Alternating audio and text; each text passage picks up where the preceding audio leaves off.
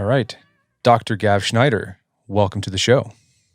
Thanks, Brett. So tell us about your background. You are involved with security training and consulting. This is like bodyguard stuff, executive protection. How did you get involved in this? So I started training martial arts when I was about 5 years old. The career in martial arts has been awesome. It led me to travel all over the world, and I spent a lot of time as a live-in student under an Israeli great-grandmaster known as Dennis Hanover. I then spent time traveling around in the US and through Thailand and various other places. While I started studying academically, my first qualifications were in marketing and management. I got contracts training bodyguards, police and military back in South Africa, where I'm originally from. Started working as a bodyguard shortly thereafter, set up my first business providing close protection and training services about 2 decades ago. And I've never formally served in the police or military, although I've worked with many special units and awesome operators. It's not the common pathway into the security world.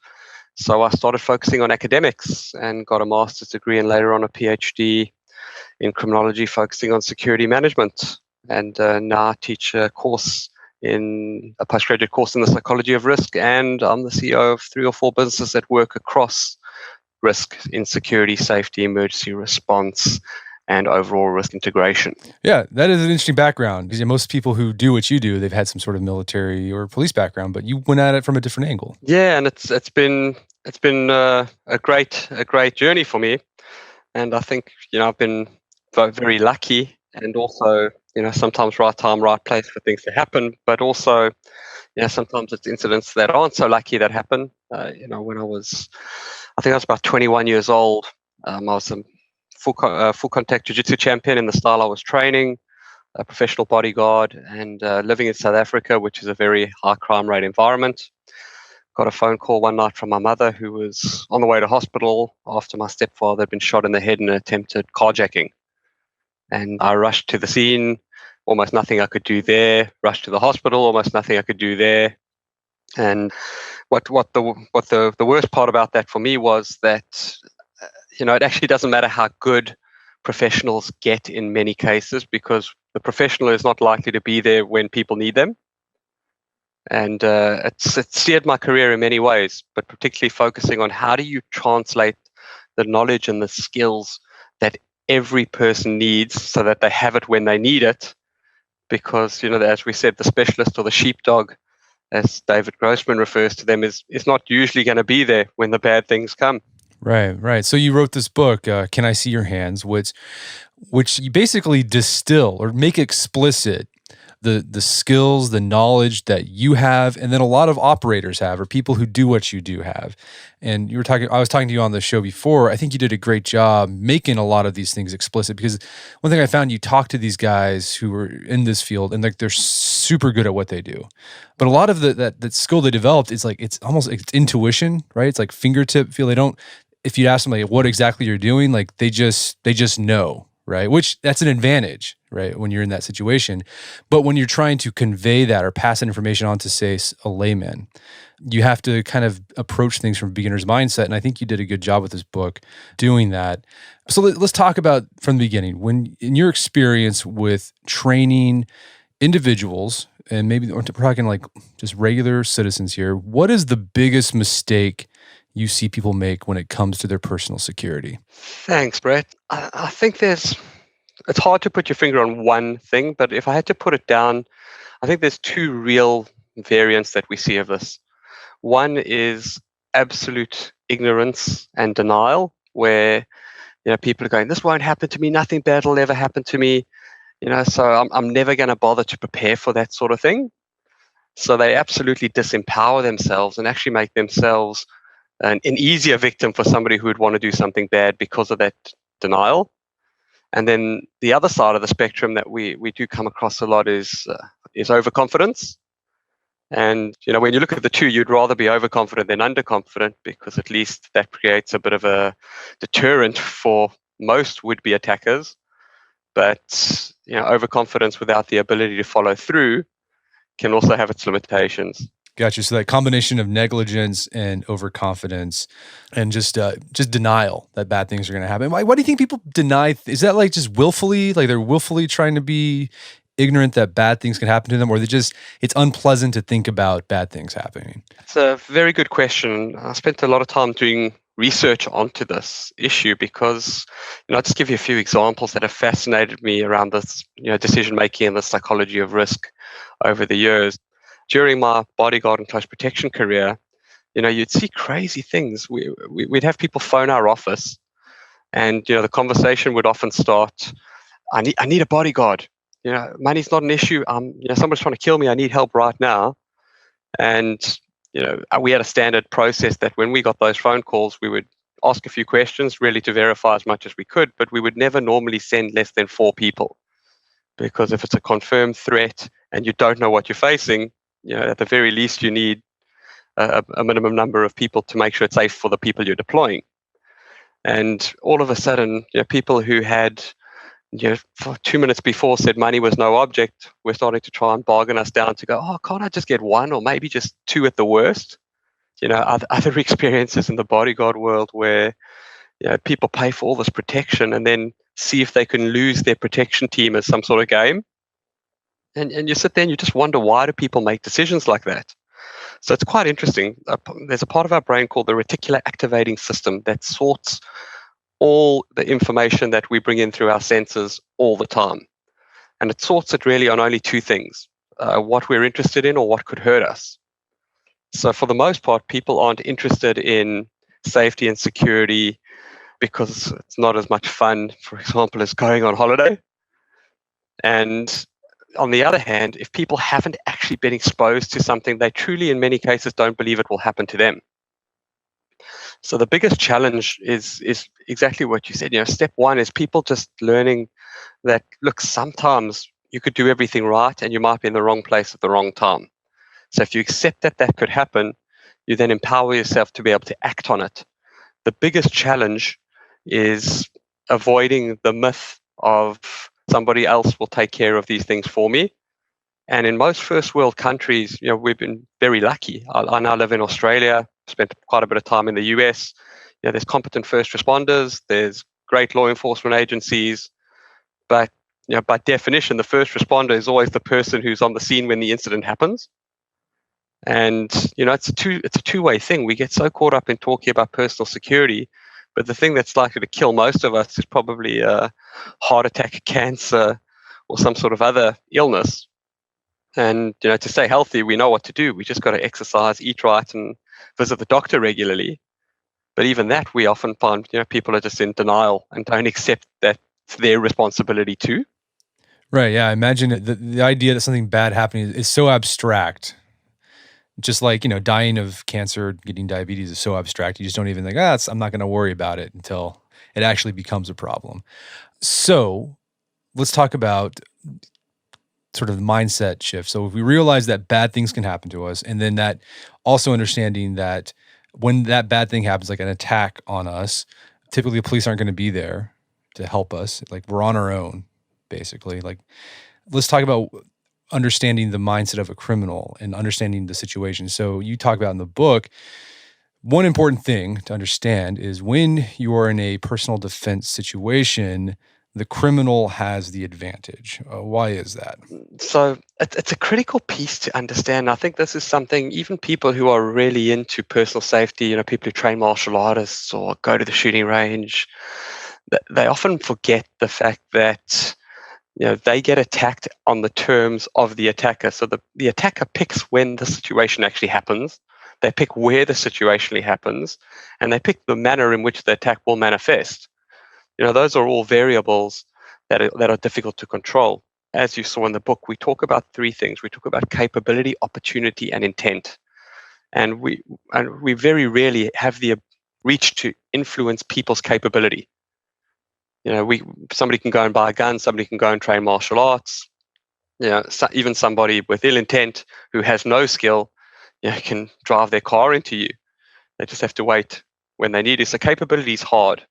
Intent is equally as hard to manage for the average person, although with a lot of experience, You can learn to determine the early warning signs that somebody may actually harm you or may be looking to harm someone else.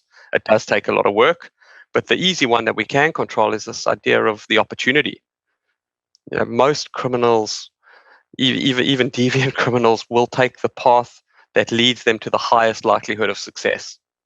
So, why pick a hard target that will see me coming, has created enough space to run away, or has potentially got an improvised weapon at hand to defend themselves when I could pick somebody else who doesn't have any of those things in place? Gotcha. So understanding that the criminal has the advantage, you make the case that instead of spending your time or most of your time training or preparing for when you have to fight back, you'd be better served spending more time like just avoiding those situations in the first place. Absolutely. And I think this is an interesting challenge. Having taught martial arts for nearly 30 years now, and I've trained thousands of people and had many of them involved in pretty serious incidents, to get really good at self-defense is not a quick thing.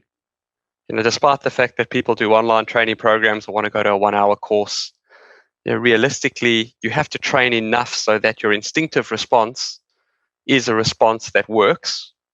And that takes thousands of repetitions done perfectly under simulated stress situations, which the average person just won't put the time, effort, and energy into doing, even though it's not that hard, and you get the health benefit with it too, and you get the confidence, which means you're less likely to be attacked. So often when I run face-to-face seminars, I ask people how much time they would be willing to give to their personal risk management. And if you look at your personal risk management, first and foremost, as we discussed, probably the biggest risks of getting hurt or killed come from medical issues. So, eating and living healthy is probably the first starting point. That might take 3-4 hours of effort a week. Staying in shape, running, going to the gym.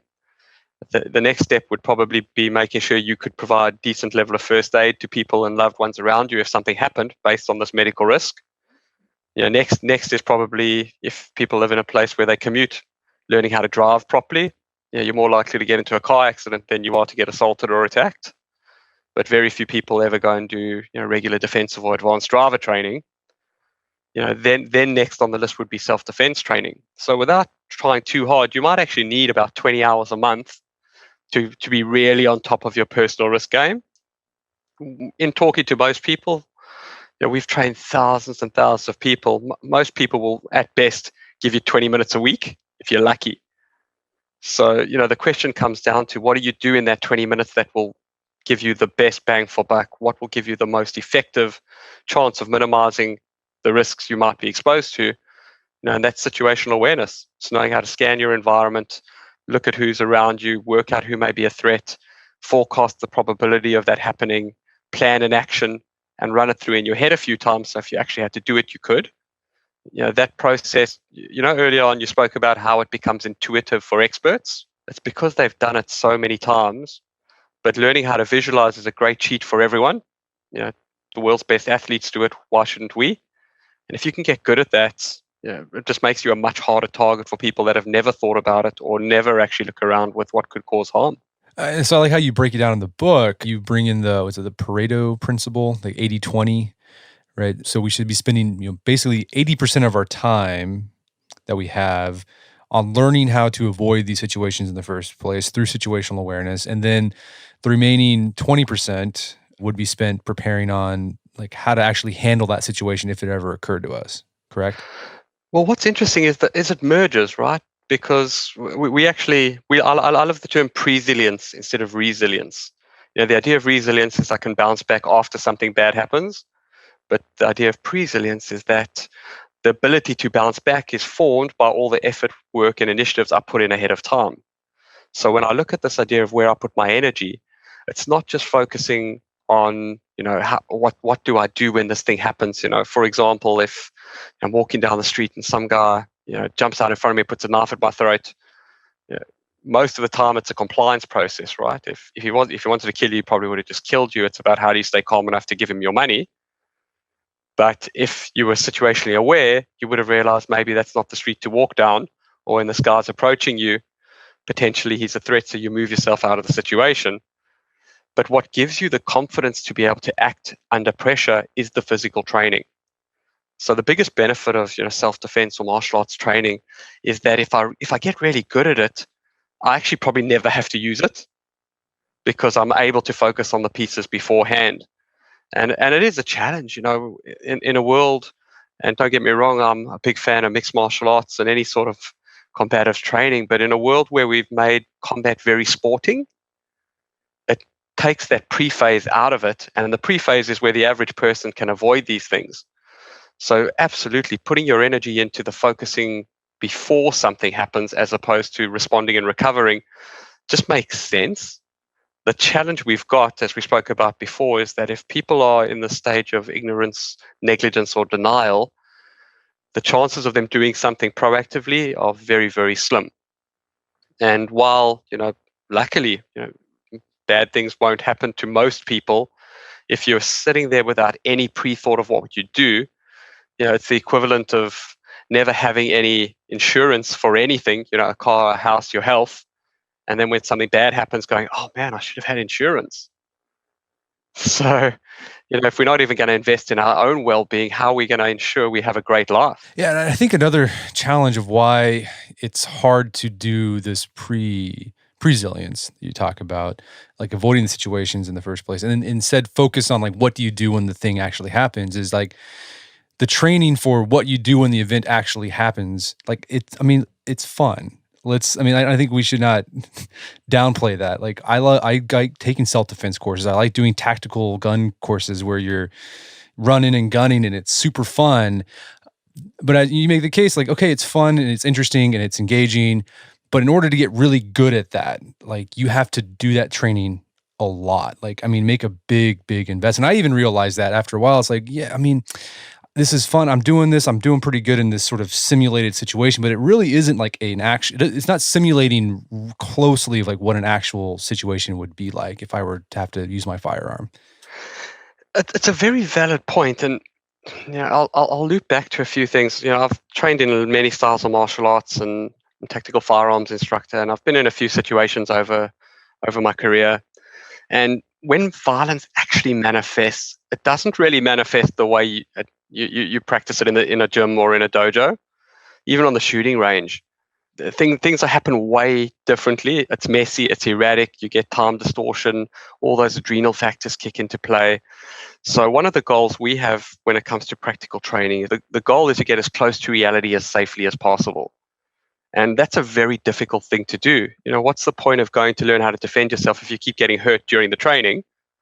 But conversely, if the training never actually puts you under stress and simulates, the need to read body language, the need to respond, simulates resistance, multiple attackers, dealing with weaponry, if it doesn't have some of those variables in, you develop that false sense of security. And it's quite an interesting example that if you look at a lot of self-defense systems, and it's something that drives me crazy. Most sporting martial arts work on some sort of resistance, or somebody challenging, hitting back, trying to choke you, etc. A lot of self-defense systems still have this idea that our techniques are so deadly we can't actually practice live, which is a real cop-out. We find that the one or two live situations where you get adrenalized and you force people to respond are often the most important aspect of a short self-defense course, because it teaches people how to manage the adrenal response as opposed to apply techniques. And we've had some amazing cases over the years where people have been attacked. They really couldn't do any techniques in the 1 hour or 1 day self-defense courses. But because psychologically, emotionally, and mentally, they'd made the decision to fight, and they saw that trigger point where they had to fight early enough to respond, they survived, and many of them did quite well. So it really is a challenge between finding that balance, and it's awkward because quite literally being paranoid is worse than not being aware at all. If you borrow a little bit from the field of sports psychology, they found that athletes who play games such as baseball, or in more British type countries like Australia who play cricket, the people who are on bat and do really well are usually people who are able to raise and lower their awareness. And the challenge we've got is it's estimated we've only got between 30 and 45 minutes of laser-like focus a day. So if I'm paranoid, I chew through that laser-like focus instantly, which means for the rest of the day, I actually have no ability to cognitively function at a very high level and be vigilant. So it's really important that point. People often confuse the idea of being aware, situationally aware, ready, and capable with being paranoid, and it's almost the exact opposite. Because I'm aware and situationally aware of what's happening around me, I know when I actually can relax, but I also know when I should potentially be more prepared. So I ration that level of awareness more effectively, and you can have an overall much higher quality of life and much more effective daily engagement. Psychologists talk about being mindful, but it really is more effective when I learn to manage and moderate, what I'm doing based on what's happening around me. Well, so let's talk about that. So, just so we understand, we're going to spend, understanding that the criminal has the advantage in a situation if we're being attacked. We want to spend most of our time, like 80% of our time, learning how to avoid that situation in the first place, because that'll give us the most bang for our buck. So let's talk about how we do that. What's the first step of establishing situational awareness in any, like, no matter where you Sure. go? So we like to talk in the book. I try to summarize it as the awareness toolbox, but it really starts first and foremost with a little bit of knowledge of your own internal context. And I'll give you a simple example of that. If I wake up in the morning and I have a bad night's sleep, I might have a bit of a head cold, and on the way into work, I get cut off by somebody and I'll end up screaming at him. For the rest of the day, I'm probably not going to be that effective at being situationally aware or at making good decisions in totality. So if I don't take context of where I am mentally and emotionally, I might miss what I should actually be doing. So, people, for example, who work in high risk environments need to be so attuned to their internal state first. Otherwise, they might expose themselves to risks that normally they could deal with, but in a different state might not be able to deal with. And the way we see the world is always governed by how we feel. So if I'm feeling good, I'll look around and I'll actually notice good things, not bad things. If I'm feeling bad, everything I look at is a problem or an issue. So it starts with that internal baseline. Once you have that, you can then try and generate an external baseline. And that external baseline is knowing what's happening around me. And we teach a tool called the 3-point check system. There are many tools like this, but the history of the 3-point check system is an interesting one in that roughly 20 years ago, we set up a bodyguard training school. And we would get sent these guys to train in 10 or 20 days. And many of them were not the perfect specimens for the job. They weren't academically capable. Many of them weren't physically capable, but we had to train them nonetheless. And the time frame was really short. So we actually went on a research process and we interviewed around about 150 experienced operators, the people you spoke about earlier who do it intuitively, and asked them, what is it that you do? What do you look for? How do you look for these things? What tells you that this place is good or this place is bad or that guy's dodgy or he's not? It was a very frustrating research process because many of them just looked at us and said, look, I don't know how I know, I just know. And if you want to be like me, you've got to do this for 20 years. But in the end, we pulled out that basic 3-point check system, which is the ability to scan your environment, scan the people there, and come up with a contingency plan. So we simplistically talk about places, people, and plans. And then there's a few subcategories under that. The next aspect is if I get good at doing that, I can program my intuition because most assessments and most activities are all done intuitively. Daniel Kahneman, who's a really famous behavioral scientist, likes to divide the mind. He talks about a system 1 aspect of our mind and a system 2. The system 2 is our deep thought, cognitive, intellectual decision-making capability, and system 1 is our reflexive, intuitive capability. And it takes so much energy and effort to engage system 2 that we almost always default to system 1, which is our intuitive decision-making. So the better we program our intuition, the more likely we are to actually not have to do anything because we'll naturally be scanning the environment, naturally be evaluating people there, and naturally be coming up with a plan. But it takes quite a long time to program your intuition to work that way. We also, we know we make decisions primarily based on bias and heuristics. So, if I don't like the look of somebody, I might not know why I don't like the look of them, and they may actually not even be a threat at all.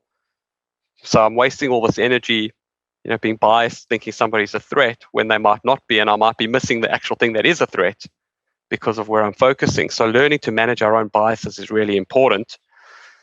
We like to divide decision making into sort of two categories. I have to make the call right now, or I have time to analyze it. If you have to make the call right now, then going with your gut is almost always the right call to make, particularly when it comes to personal safety. There's really only two downsides usually about going with your gut, even if you were wrong. And they are usually you might offend somebody and be rude to them, or you might inconvenience yourself a little bit. Whereas, if you ignore your intuition, you might end up having something really bad happen to you. The flip side of that is obviously if I have more time to evaluate what's going on around me, I'm probably going to make a better decision by actually thinking about it than just reacting on gut instinct. We also leverage off Jeff Cooper's color code system, which is a really useful tool to learn how to raise and lower your awareness based on what's happening around you, so that we don't work around in a state that's too paranoid or too stimulated when we don't have to. Also, so that we're not walking around in a state of non-awareness at all when we really should be. A good example is driving a car.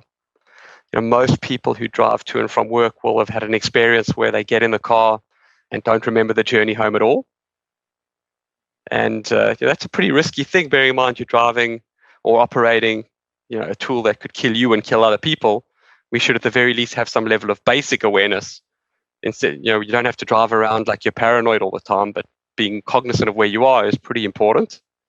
So these things do become life skills once you embed them. All right. So yeah, there's a lot to break down there. Let's talk about sort of some specifics. Like when you, like this places people plan, let's talk about the place. Like what sort of things should just regular people be looking for in their environment when they go to a restaurant, the grocery store, wherever, to be better situationally aware?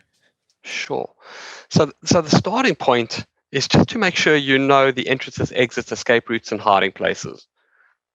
And it's one of those questions I often ask people just to ask themselves, very simple question.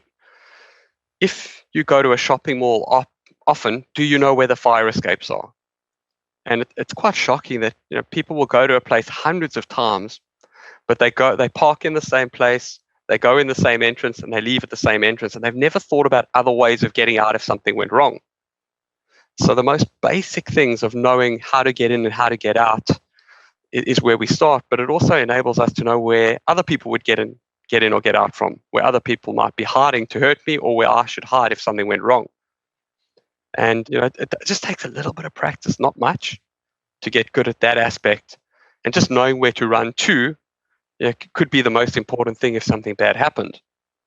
The next stage is actually being able to understand structurally what's around you.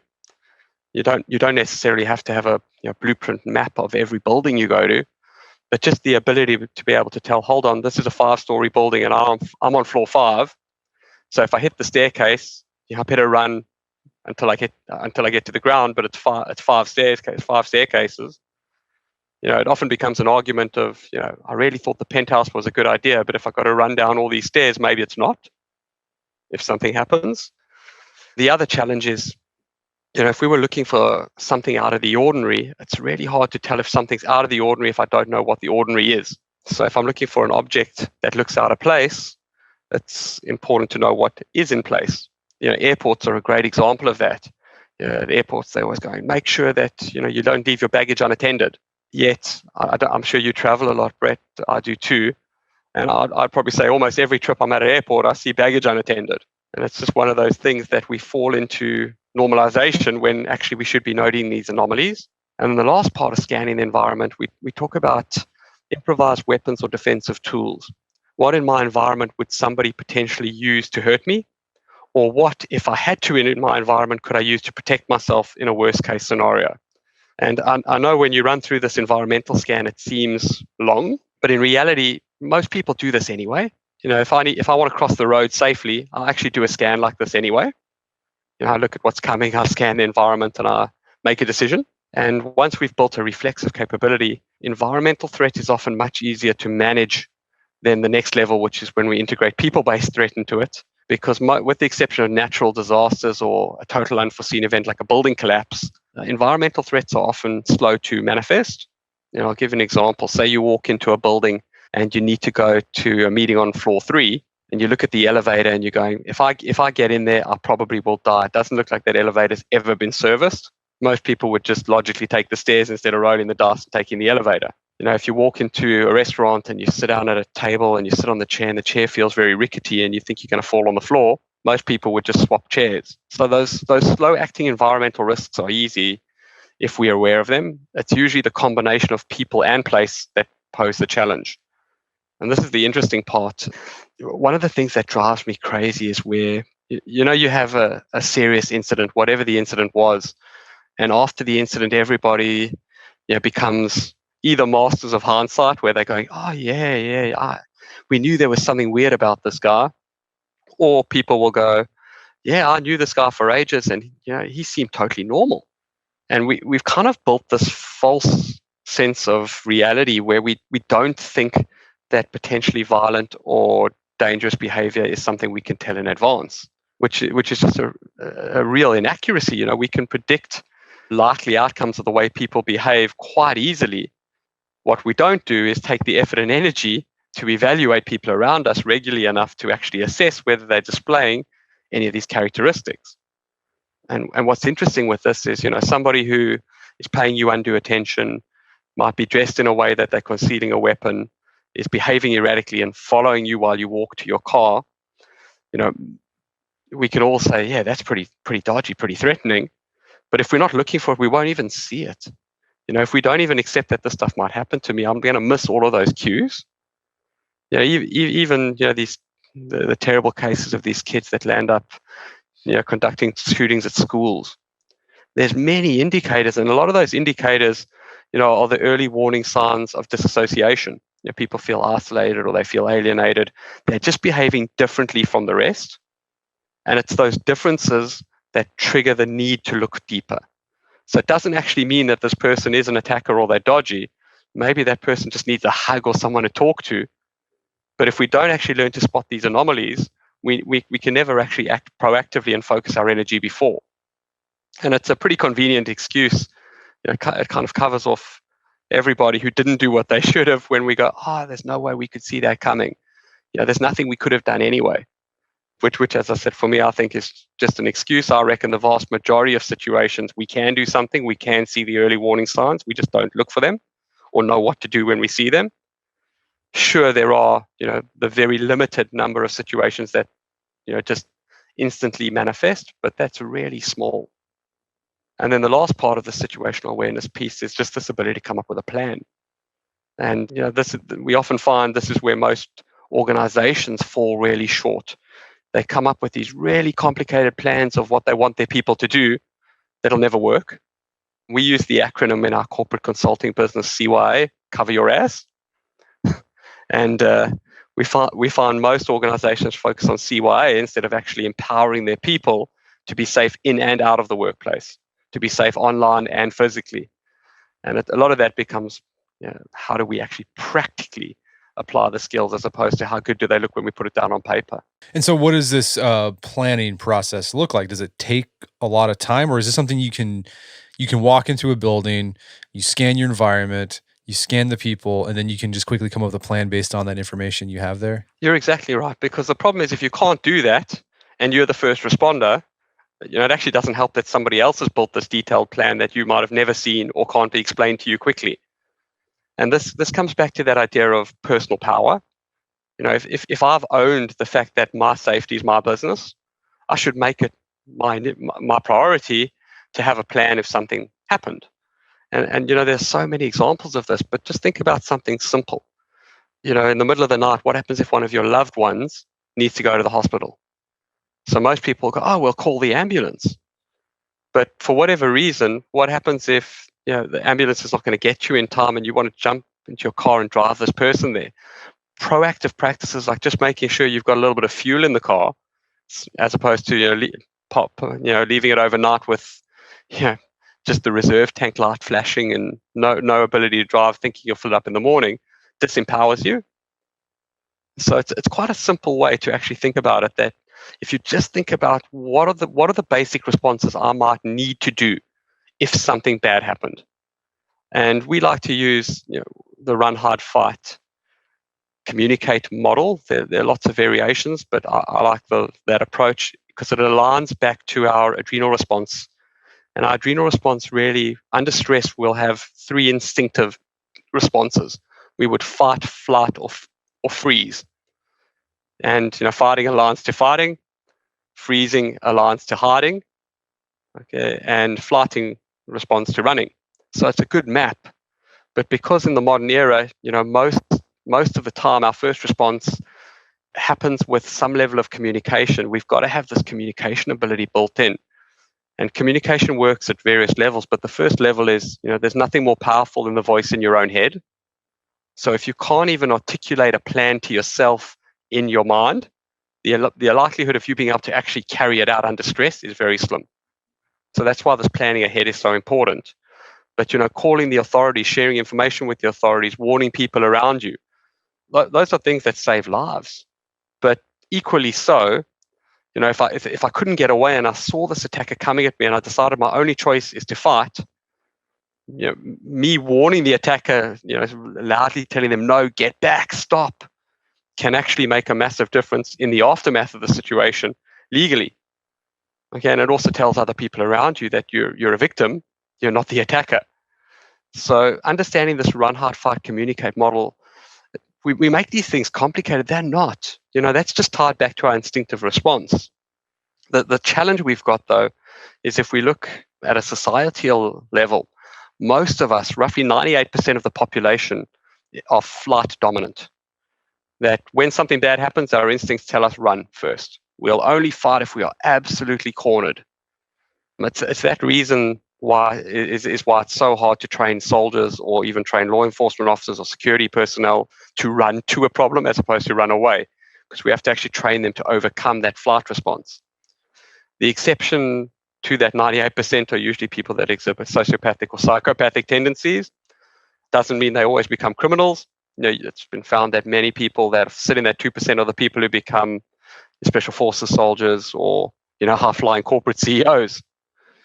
But the real challenge for the everyday person is to try and make sure that they can fight, flight, and or freeze, or run, hide, or fight, and try and make sure they can avoid the number one challenge, which is to panic, because panic is a killer.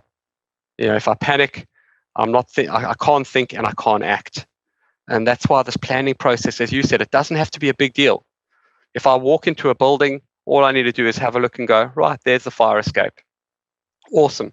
If something bad happens, I know where to run. If I'm looking at a guy and I go, this guy really looks dodgy, my plan can be as simple as, if he gets up and he comes close to me, I'm just going to leave. And because I know where the exit is, it's much easier to leave. And if you mentally role play that just once or twice in your head, all the research has shown you're far more likely to respond that way, the way you've just visualized, than you are to respond randomly because of association. So we can get a lot of bang for buck just by actually leveraging basic awareness around us and just having a little bit of a plan that we role play in our heads a few times.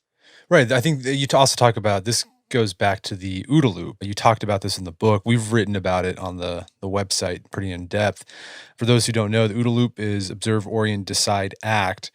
And in a self-defense situation, the attacker, like, his OODA loop is like already going before yours is going, right? But by having a plan, you kind of speed up your own OODA loop in a way, because you've oriented, you've decided like what you're going to do in a certain situation, so you're able to act and respond much more quickly. And if you can do that faster, you're more likely to come out the victor in the situation. Exactly right. And it's interesting. So during our career, we've done lots of interesting things, and one of them was that we actually got to rob a bank. And this was a bank in South Africa that we were developing an armed robbery management program for. Bullet-resistant glass, armed security, 5-minute tactical response. We had 30 people who participated in the exercise as volunteers, obviously, and we only had one chance to do it right because we were breaking the bullet-resistant glass, which was pretty expensive. The bank said you only got one chance to do it. I'll ask you the question, Brett. How long do you think it took us to rob the bank, to overcome all of those barriers and successfully pull the robbery off. Let me say 2 minutes. Pretty close. I hope you've never been a bank robber. I think like one. It took 1 minute 23. Wow. Which we reckon we could have shaved a bunch of time off that. We've also spent tons and tons of time training people on how to manage carjackings. So with the context of the bank robbery, how long do you reckon it takes to pull off a carjacking? It's like 30 seconds. So we've averaged that out at about 8 to 12 seconds. Wow. The last piece of thinking about that is, imagine somebody standing in front of you being verbally aggressive. And you can see this guy posturing up. How long does it take from that person to go from verbal to physical and strike you? Like 1 second. Yeah, realistically, between 0.3 and 0.6 of a second if they're in touching distance. Wow. So the biggest problem we've got is this fallacy that we actually will have enough time to evaluate what's happening around us and decide on a response when something actually happens. The truth is we won't. And this is where that performance ahead of time is so important. If we haven't thought about this stuff beforehand, the way we respond is random. Now, we might be lucky and our random response might be effective. But what happens if it's not? What happens if it's a panic response? What happens if it's a flight response and I run the wrong way? Conversely, what happens if it's a fight response that could have been avoidable? Having taught thousands of young men over the years, most young men get into fights or engage in violence because of ego, not because they have to. And the best way to manage that is to get people to understand ahead of time what the difference is between having to fight for survival, which is because you have no other choice and you've tried to avoid every other possible recourse, and throwing a punch because this guy looked at you funny and you felt cornered. One might save your life, the other might land you up in jail. So this ability to actually understand the way things manifest is so important so that we can be realistic about the way we visualize our responses. And it's a really hard thing to do because let's take an active shooter situation. In hindsight and after situations, it blows my mind, and I'm sure you've experienced with many of the people you've interviewed and what you look at. Everyone's an expert, right? Why didn't somebody take this guy out? You could have tackled him. You could have thrown a chair at him. You could have done this. You could have done that. But when these things actually manifest, it's exceptionally difficult if we haven't prepared. I don't know if you're familiar with the case of Anders Breivik. Anders Breivik was the guy who shot all those kids in Norway. Right. Yeah, I remember that. And he actually claimed that it was so much easier. He trained using first-person shooter TV games, which came out in his inquiry. And he said it was so much easier when he was shooting the kids because most of them froze and they were just standing dead still, so it was easy for him to shoot them. And nobody was shooting back at him. And when he was playing his TV games, people were shooting back and running him. So, just a little bit of pre-thought around what's real and what's not. And this is a hard thing to do. People don't like to think about worst-case scenarios. And this is always the challenge. In terms of writing the book and trying to put some of the stuff down, we've probably trained about 50,000 people in at least one of our face-to-face versions of some of the stuff that's covered in the book. The challenge you've got is, this stuff is actually a practical skill. It's not a theoretical subject. It's about doing the things, and it's about practicing them until they become repetitive and just become naturally ingrained in the way you live. And when you get to that level, this is easy. They just become intuitive, much like looking left and right or right and left, depends which country you're in before you cross the road. And that's where we want to get to, but we need to get there from a response capability first. We need to look at what actually will work as opposed to what is perceived. And maybe you've seen this in the years you've spoken to many experts. There's so many experts out there who can do stuff that laymen can't. So somebody who's a master in whatever martial art you want to talk about, can actually pull off stuff the average person can't. Therefore, they think that that's effective. And for them, it might be.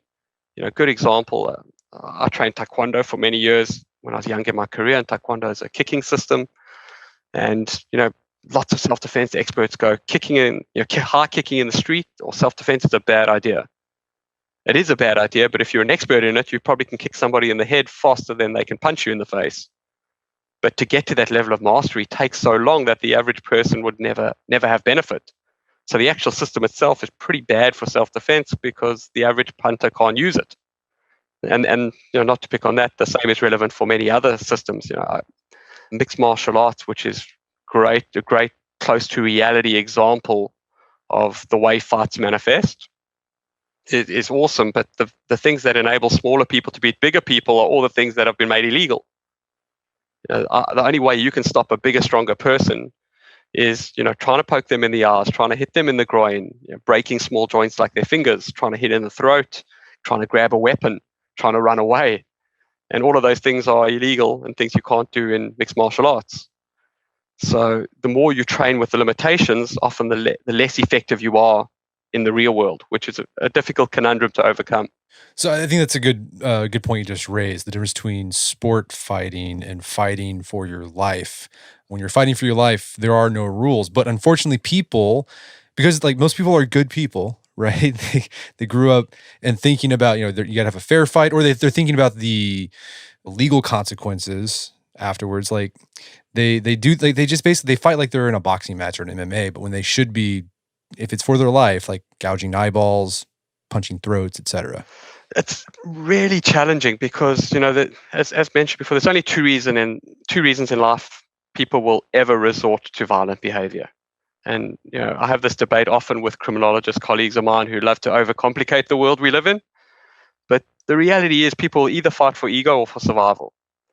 And even if you look at serial killer behavior, most of those actions are based on ego. They're based on fulfilling a need that person perceives is real. Whereas in reality, if it's a survival-based situation, which comparatively would be very, very rare. If you were aware, you were vigilant, you knew where things could go wrong, you could avoid it. We were unlikely to get caught up in a bad situation. But conversely, if we go into a situation that is a survival situation with the limitations that people are good people, I couldn't hurt somebody, I don't want to hurt somebody, well, the chance of you coming out okay are pretty slim because your attacker doesn't have those limitations. And it is an awkward discussion. I'll just go back to, we teach a lot of female self-empowerment and female self-defense. And I find women and girls who come on our self-defense programs often are really in one of two categories. They're either really underconfident, where they go, look, what could I do against a bigger, stronger guy anyway? So I don't even know why I'm here because there's nothing I could do anyway. Or on the other end of the spectrum, we sometimes get girls and ladies who have grown up with brothers, really cocky, and go, oh, I'm not even worried about this. I'll just kick him in the balls. Forgetting the fact that most men have learned how to protect our groin since the age of 3 when we realize it really hurts when you get hit in the nuts. So it's about finding that balance because neither of those is accurate, as we discussed. It's about finding the balance between both. But it's also about exposing people to, in a slower, measured way, to the very things they're most scared of. So people who are scared of violence and believe it will never happen to them have no ability to respond if, God forbid, it does happen. People who slowly acclimatize themselves over time have a much better chance of being able to manage it. And that's a process. And it's really important to find good coaches and good trainers if you want to go through that. One of the worst things we find people can do is go and do a self-defense training program, for example, or we often have a lot of ladies who come and train and go, oh yeah, I do boxercise or I do Tabo, I'm ready to defend myself. We're going, well, that's great that you're fit, that being fit and healthy and strong is excellent to manage our first risk, which is health. And we'll make it easy for you to defend yourself, but your context is all wrong. If we haven't thought about the way people might actually attack us, we've got no ability to apply the skills we have. So it's a bit of a challenge, but the one thing I always urge people is no instructor, no book, no manual can ever tell a person when or when not to fight. It's really a personal decision. And the challenge we've got is referencing back to how quickly violence can manifest. If you haven't thought about it ahead of time, you're unlikely to make the best possible decision when something actually happens. Our cognitive function shuts down and we respond with reflexive, instinctive response only.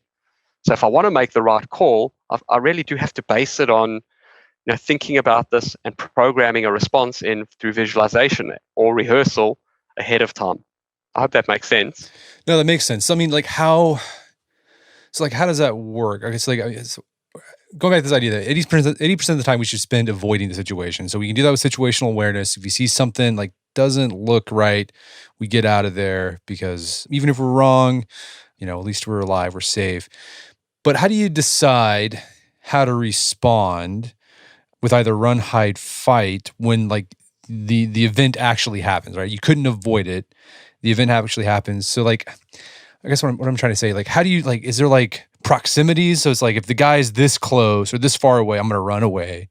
But if he's within this perimeter of me, I'm going to attack because that's the only option I have. Does that make sense what I'm trying to ask? Absolutely. And you're talking about what we refer to as the pre-phase. So just before the situation happens, and I view this aspect as part of that 80% we discussed before. Everything that happens pre the incident actually kicking off is our pre-work. And that's where that 80% should focus on. So this is the challenge. It's all about context. So we fear most what we don't understand. If I've never been exposed to somebody closing range and demonstrating even verbal aggression, chances are I'm either going to respond with a flight, or freeze response, right? I might just absolutely freeze and not know what to do. I might engage back very verbally aggressively, or I might just try and run. Yeah, and the challenge is around trying to map the right response to the scenarios we face. And this is where realistic training experience, done repetitively, is by far the most effective way to cover that gap you discussed. Because if I don't know at what point somebody can actually step to strike me, how do I know when I should be backing away? If I don't know how quickly somebody can cover distance when they're across the room, I might spend a lot of time being paranoid and missing out on lots of opportunities based on inaccurate perceptions, when actually there's no risk, no exposure, or even people who are threatening were too far away. So part of the challenge with this one is I always urge people, even if you don't want to be a serious martial artist, spend a few months at a self-defense school. It's a life skill. That will teach you how to read distance. It will teach you when people can hurt you from where. And then you've at least got context. So for the rest of your life, even if you never go back and train again, you realize that, look, if I can keep 1.5 meters of safe separation and I can see this person's hands, okay, and they're not exhibiting signs and symptoms of adrenal dump, then chances are I'm okay. But if these things change, then I need to act on it. And the biggest problem is we miss these cues because we've never been taught to look for them. And it drives me crazy. I think this sort of training should be a life skill that should get taught to every child. There were programs that I was involved in Israel where every school kid received four 2-hour training sessions just as part of their school curriculum to understand how to respond. We spend so much time trying to develop our kids' skills. We're missing teaching them the life skills that could make them healthier, safer, more productive adults. But on that piece, the big challenge is, what do we do when it comes time to make a decision? The reality is it's hard to make a decision under adrenal dump. So the more work I put in ahead of time, the more likely I am to make the right decision. And the right decision is different for every single person. If I'm the average everyday person, it's a comparatively simple measure in theory. I would like to make sure that I come out of every possible bad situation with everything I went into it with. If I'm a first responder, sheepdog, law enforcement, security, or military person, I have to run to trouble. So my context of how I come out of it, how I deal with it, is quite different, and it is a different discussion.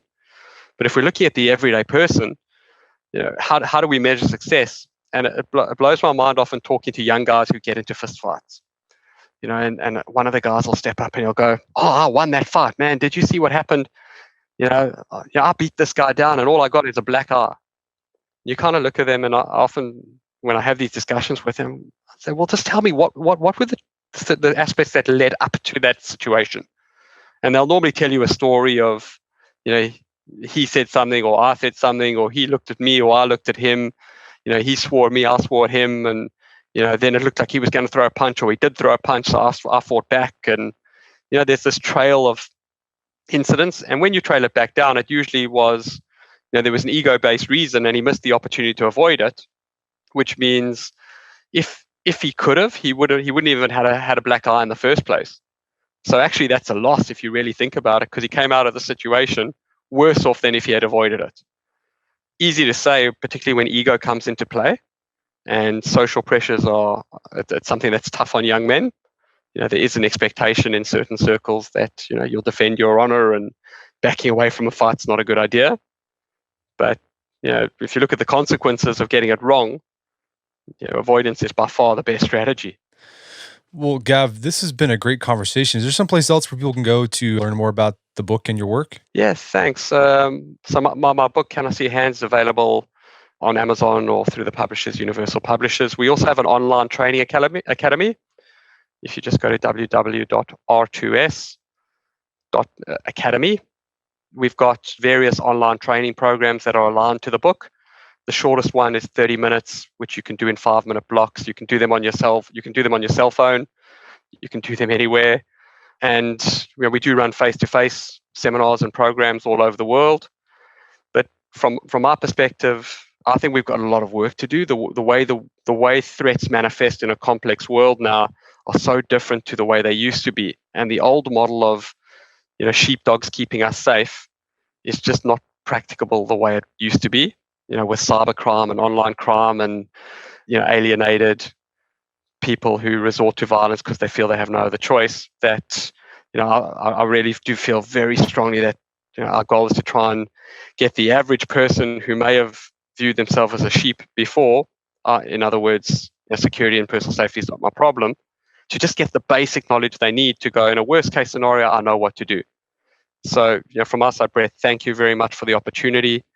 To the people who are listening, or the people who've read our books or do our programs, thank you very much for stepping up and being part of the solution, as opposed to being a passive standby victim waiting for something to happen. Gav, thanks for coming on. It's been a great conversation. Thanks, Brett. Much appreciated. My guest today was Dr. Gav Schneider. He's the author of the book, Can I See Your Hands? It's available on Amazon.com. And you can also go to r2s.academy, where you can see Gav's courses that he have on personal risk management and safety. And he gave you a free month membership if you use code AOM at checkout. Also check out our show notes at aom.is/Can I See Your Hands, where you can find links to resources where you can delve deeper into this topic.